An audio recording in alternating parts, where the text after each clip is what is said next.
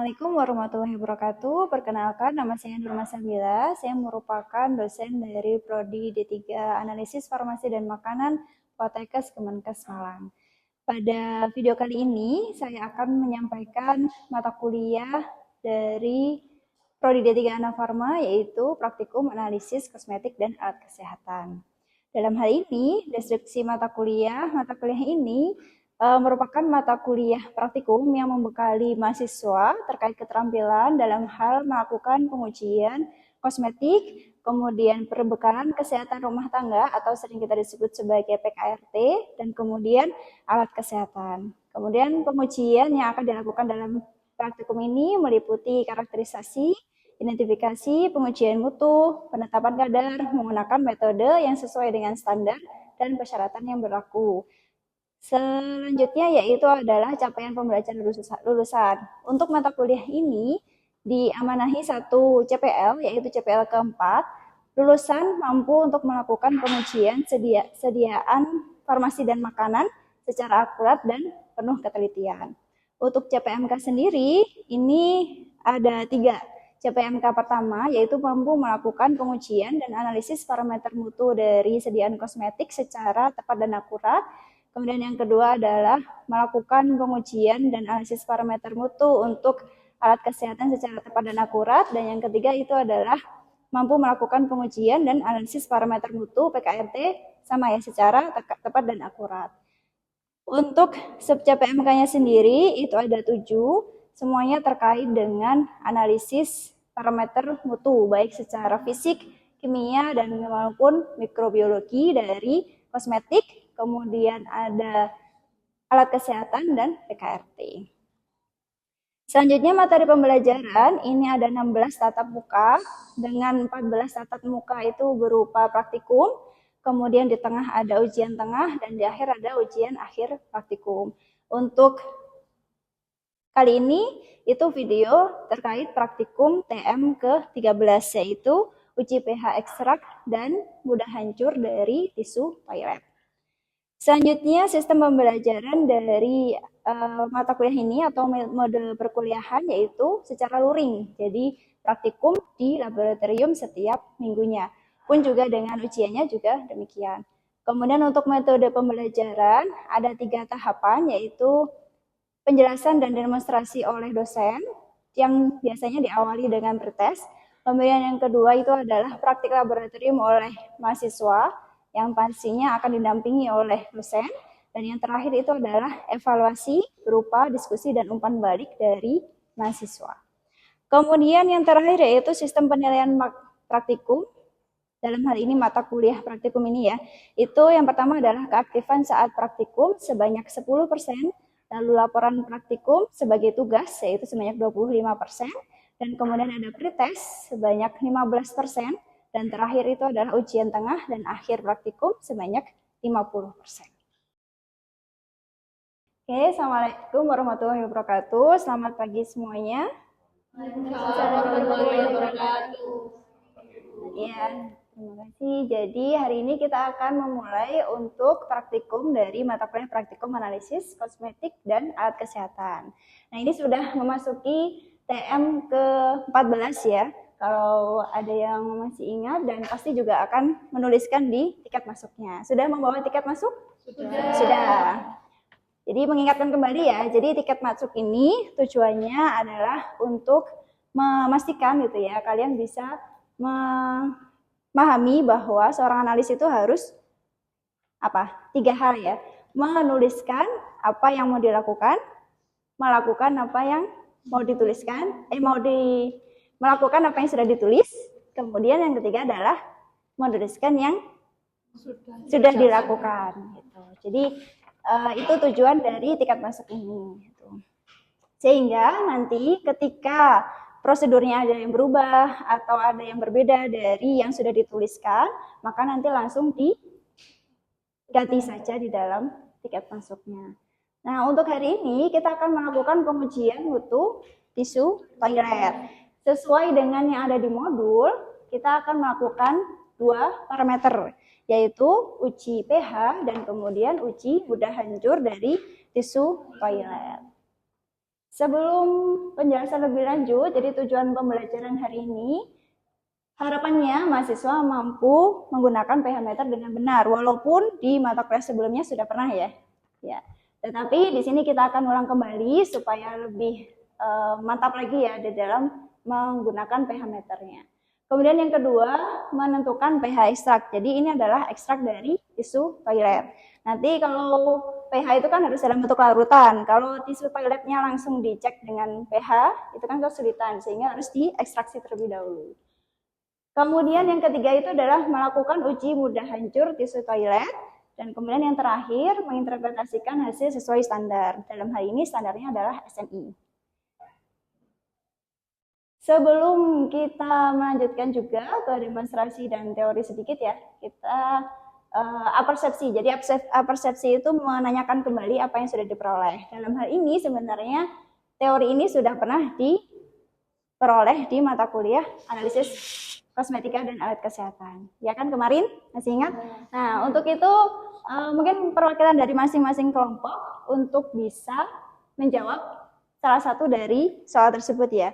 Yang nomor 1, mengapa tisu toilet harus mudah hancur? Memang ini salah satu uji fisik, jadi supaya tisu toilet tersebut tidak menyumbat, sehingga mudah hancur pada saat pengguna itu membuangnya di kloset.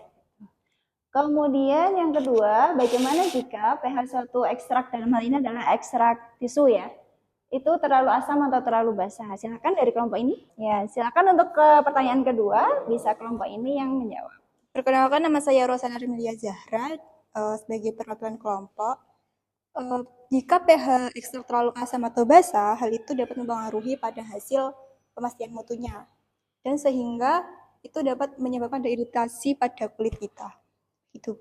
Ya, terima kasih Rosana atas jawabannya. Sudah benar ya, bahwa pH suatu ekstrak itu tidak boleh terlalu asam atau terlalu basah. Nah, untuk memastikan bahwa semua yang hadir di sini dalam hal ini adalah peserta pembelajaran mata kuliah praktikum analisis kosmetik dan alat kesehatan, sesuai dengan RPS juga ada yang namanya penilaian pretest gitu ya. Untuk itu seperti biasa juga ya, setiap minggu kita melakukan pretest. Silakan bisa membuka handphone masing-masing, kemudian membuka CPT Clock. Itu kemudian nanti pretestnya hanya 5 menit saja gitu. Nanti 5 menit, kemudian jangan lupa ada passwordnya. Passwordnya nanti besar semua ya. Sudah selesai membuka? Sudah.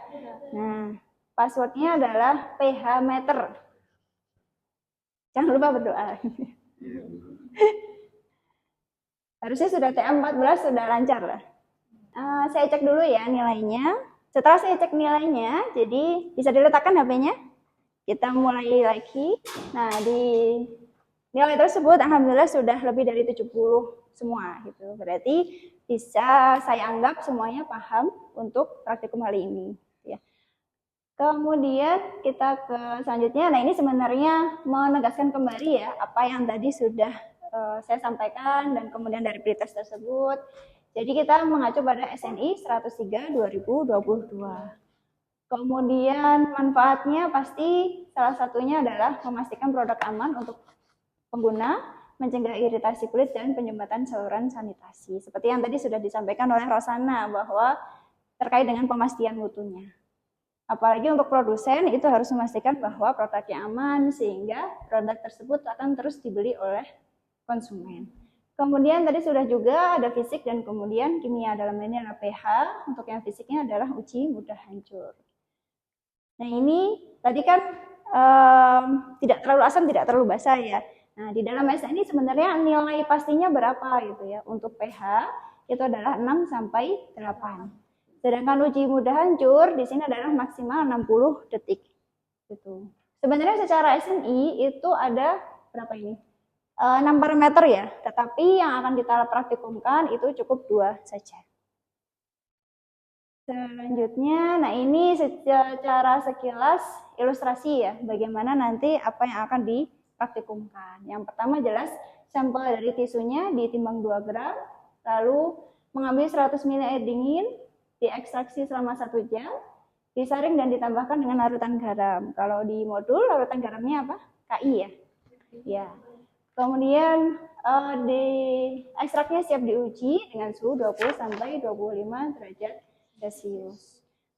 Nah, ini kita mengacunya bukan dari SNI yang awal tadi, karena di dalam SNI yang 2022 itu disebutkan bisa mengacu pada SNI ISO 65881. Jadi tidak semua SNI itu prosedurnya ada di dalam SNI tersebut. Biasanya pasti akan mengacu pada SNI atau ISO yang lainnya. Lalu di dalam SNI ISO tersebut juga disebutkan ada yang namanya pemastian kalibrasi dari pH meter. Itu. Jadi yang pertama itu ya, dipastikan bahwa elektrodanya itu menggunakan air mengalir pada waktu mencuci. Nanti kita demonstrasikan. Dan kemudian jangan mengusap elektroda dengan menggunakan tangan. Nanti mengusapnya adalah menggunakan tisu. Lalu di dalam SNI tersebut, ISO 1608 tadi, itu menggunakan 2 rutan penyangga. Jadi cukup 2 saja, 2 buffer atau penyangga yang berbeda yang mengapit nilai pH ekstrak sampel dalam. Nah, ini adalah tisu. Jadi cukup 2 saja. Nah, untuk memastikan apakah elektrodanya rusak atau tidak, di dalam SNI ISO tersebut tertulis jelas. Ketika bagaimana? Ada 2. Jadi yang pertama adalah ketika deviasinya 0,2 satuan pH. Jadi plus minus. Gitu. Jadi contohnya kalau 7 buffer yang digunakan, maka yang dibolehkan adalah 6,8 sampai 7,2. Kalau kurang dari itu dan lebih dari itu, maka bisa jadi ada kerusakan elektroda. Kemudian yang kedua adalah pembacaan mengalami peningkatan atau penurunan yang lambat namun terus-menerus. Nah, itu juga perlu dipastikan itu ya, bahwa berarti kemungkinan elektrodanya yang rusak. Berarti tidak bisa memanjatkan untuk uji pH.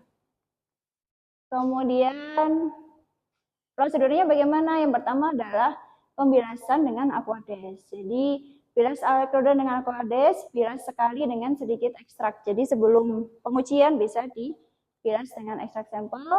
Lalu pencelupan atau stabilisasi, jadi dicelupkan ke ekstrak utama. Ditunggu 30 detik atau kita bisa mengikuti alatnya. Jadi biasanya menunggu sampai alatnya menunjukkan nilai pH yang stabil. Biasanya akan berhenti, maka itu bisa kita catat. Kalau yang kalibrasi tadi, buffernya tadi, itu tidak boleh deviasinya 0,2. Tapi kalau sampel itu tidak boleh 0,1. Jadi kalau ternyata perbedaan antara dua sampelnya itu lebih dari atau kurang dari 0,1, maka harus diulang. Untuk praktikum kali ini kita cukup duplo sesuai dengan yang ada di SNI ISO. Langkah terakhir, sudah ya dari pencatatan. Langkah terakhir adalah dibersihkan. Jadi jangan lupa untuk dibersihkan dengan Aquades, dipastikan elektrodanya tercelup dengan cairan ini elektroda. Nanti kita lihat di demonstrasi. Sudah, kemudian uji mudah hancur, ini cukup mudah. Jadi nanti hanya menggunakan magnetic stirrer hot plate, kemudian dimasukkan dengan pengaduk bintang. Jadi kenapa pengaduknya menggunakan pengaduk bintang? Karena dirancang untuk menciptakan seperti flushing toilet. Gitu. Ya, di SNI tertulisnya seperti itu. Nanti untuk yang uji mudah hancur, ini karena cukup mudah, jadi tidak perlu kita demonstrasikan ya. Untuk yang diambil contohnya itu adalah 100 mm kali 100 mm. Jadi 10 cm kali 10 cm. Kemudian kalau pH tadi 2 kali pengujian. Kalau yang ini 5 kali pengujian minimal. Nah ini ya caranya. Ini harusnya ada pengaduk bintangnya tapi gambarnya tidak ada. Ya, jadi nanti jangan lupa pengaduk bintang dan kemudian magnetic stirrernya ini nggak ada ya. Jadi ini ilustrasinya si air dan kemudian tisu saja. Jadi pasti di sini adalah ada magnetic stirrer dan hot plate-nya, lalu kemudian ada pengaduk bintangnya. Kemudian dinyalakan sesuai dengan SNI ada 600 plus minus 50 rpm. Setelah sudah siap, stopwatch sudah siap, kemudian dimasukkan tisu dimulai 0 detik. Gitu. Setelah itu dihentikan ketika tisu terlihat terurai sempurna, atau yang kedua angka kecepatan turun drastis ke 540 rpm. Tapi sepertinya kalau magnetic stirrer kita tidak turun ya, biasanya akan terus. Tapi bisa jadi akan turun ketika ini nih, menandakan hancuran tisu menghambat putaran. Karena bentuknya bintang, bisa jadi dia akan menghambat di bagian bawah atau sampingnya. Gitu. Tapi jangan ketika 60 detik langsung dihentikan. Ini hanya persyaratan SNI gitu. Jadi kalau dihentikan nanti jadi tidak sesuai dengan kenyataan. Nanti kan kita untuk melihat apakah hasilnya sesuai dengan persyaratan SNI atau tidak. Kemudian sudah sampai sini ada yang mau ditanyakan sebelum kita demonstrasi? Silakan. Saya. Ya, silakan. Perkenalkan, nama saya Baktiar Masud. Izin bertanya, Ibu. Kan di waktu uji hajar itu memakai pengaduk berbentuk bintang. Nah, itu saat tisunya mau dicelupin itu batang pengaduknya itu ditaruh terlebih dahulu atau bagaimana? Barengan gitu. Ya, barengan. Oh iya. Ya.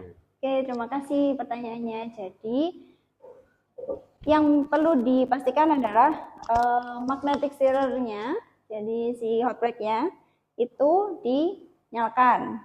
Kemudian diletakkan beker berisi air. Kemudian dimasukkan pengaduk bintangnya, kemudian disiapkan stopwatch. Lalu setelah itu dimasukkan tisu, ketika memasukkan tisu bersamaan dengan stopwatch dinyalakan. Gitu. Jadi langsung kehitung masuk itu 0. Gitu. Sudah? Ya, terima kasih. Sudah ya, jadi selanjutnya kita akan demonstrasi. Jadi ini pH meternya ya. Nanti jangan lupa dicolokkan ya. Kemudian ditekan tombol on off-nya gitu ya. Kalau tidak nanti tidak nyala. Kemudian dipastikan di bagian layar itu tertulis pH karena di sini alat ini biasanya bisa menggunakan untuk mengecek pH dan atau konduktor. Jadi dipastikan bahwa ini adalah pH. Kemudian selanjutnya yang pasti adalah kalibrasi. Ya, di sini ada buffernya. Nah ini pura-puranya sudah selesai kalibrasi. Jadi kita melakukan contohnya adalah di sampel. Ini adalah ekstrak dari tisunya. Kemudian setelah itu kita buka. Sebelum ke ekstrak maka harus dibilas 2 kali tadi ya. Jadi, nah ini tuh bisa naik turun. Biasanya kalau ujian ada yang ininya diambil, gitu ya, diambil itu kan, atau apalagi ininya yang diangkat. Gitu. Padahal sebenarnya ini bisa naik turun. Dan ini kan tinggal memudahkan kita untuk meletakkan saja. Itu ini Aquades.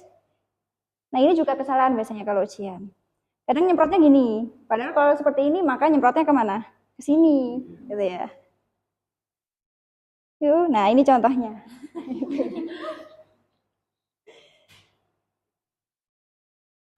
Jadi siasatnya adalah biasanya, karena kadang ininya kita bisa jadi dapat yang mudah dan yang tidak ya. Contohnya tadi ya. Jadi untuk memastikan tidak nyemprot, ini diarahkan ke bawah atau ditutup dengan tangan. Nah ini kalau diarahkan ke bawah, walaupun ditutup dengan tangan itu tidak kemana-mana gitu ya. Sudah dengan Aquades, pastikan ke semua elektrodanya.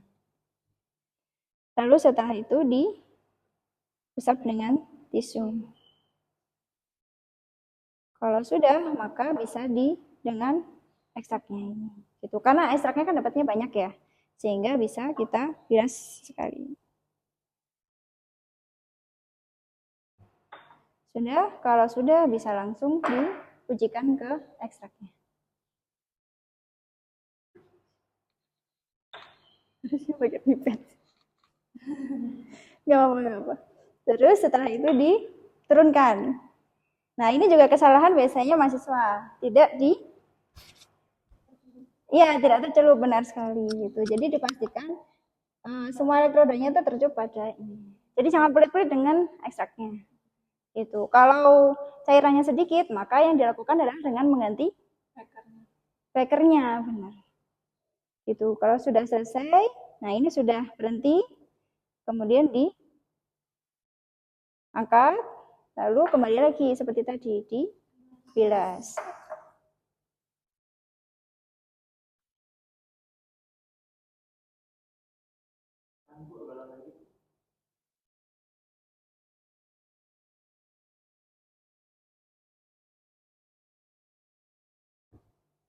Sudah, kalau dibilas, maka diangkat. Lalu tadi apa? Memastikan bahwa botol penyimpannya itu terisi dengan elektroda, larutan elektroda. Ini isinya adalah buffer sebenarnya. Jadi untuk menjaga supaya elektrodanya tetap basah, ya, stabil. Kalau tidak diisi, maka rusak biasanya elektrodanya. Gitu. Kalau tidak ada elektroda solution, terpaksanya bisa menggunakan Aquades.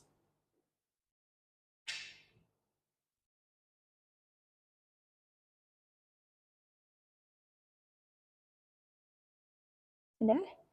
Jangan lupa untuk membersihkan meja kerja dan membuang. Ini ditambah sini, dibuang gitu, atau dikantongi gitu, boleh. Sudah sampai sini, ada yang mau ditanyakan ke Mbak ini, boleh? Perkenalkan, saya Mai Sally, Bu, izin bertanya. Kalau tadi kan di teorinya untuk sebelum pengujian dilakukan kalibrasi terlebih dahulu. Nah, larutan yang digunakan itu tertulisnya tadi menggunakan larutan buffer yang mengapit nilai pH ekstrak dari sampelnya. Nah, itu seperti apa ya, Bu? pH berapa yang kita butuhkan untuk tahu? Iya.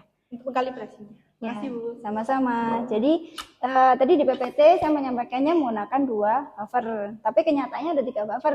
Jadi pakai yang mana, Bu? Itu kan. Nah, ini terima kasih Mbak Sally pertanyaannya. Jadi karena sampelnya ini adalah bukan sampel yang kita produksi, artinya kita tidak tahu sebelumnya pH-nya berapa atau pH pengecekan biasanya berapa, sehingga untuk kali ini itu kita harus melakukan kalibrasi pada 3 buffer.